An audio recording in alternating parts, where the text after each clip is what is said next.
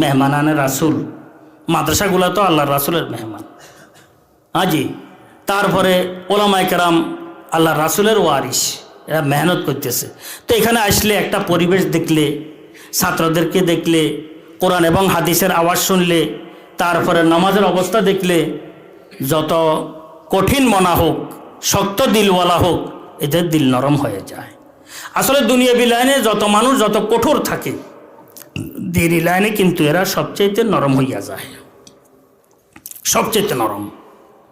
ধর্মীয় লাইনে এরা অনুভূতি পায় না, সবচাইতে কি কিন্তু এদের কি আগ্রহ বেশি থাকে, এরা শান্তি কোথাও। বহু মানুষ আসি বলে, হুজুর এখান থেকে এখানে আসলে যাইতে মনে চায় না, বলছে আমরা নিঃশ্বাস নেয়ার জন্য জামিয়া রশে দিয়ে আসি, একটু স্বস্তি নেয়ার জন্য।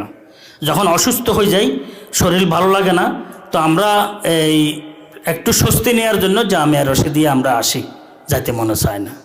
আসলে পুরা দুনিয়ার মধ্যে তো অশান্তি বিরাজমান, মানুষ অশান্তির মধ্যে ভুগছে, জ্বলছে অশান্তির আগুনে।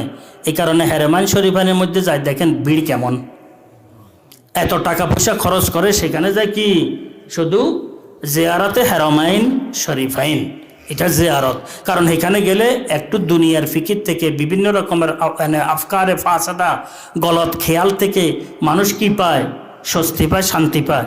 অবা এই সমস্ত মাদ্রাসাগুলো তো মদিনা মুনাওয়ারার শাখা, সোফা মাদ্রাসার শাখা, কোনো সন্দেহ আছে? মসজিদ বাইতুল্লাহ শাখা, আর আমাদের এই ধরনের দিনী মাদ্রাসাগুলা সোফা মাদ্রাসার শাখা, কোনো সন্দেহ নাই।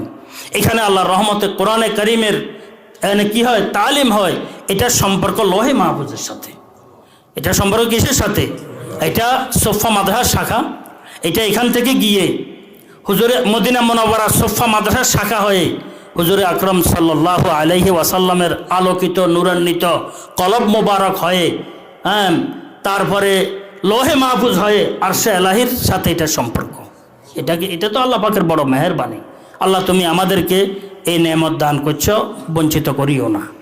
এই নেয়ামতের ফলাফল তুমি আমাদেরকে ধরে রাখার তৌফিক দান করো। আমাদের গুনার কারণে মাওলাই করিম এটা যেন বাধাগ্রস্ত না হয়।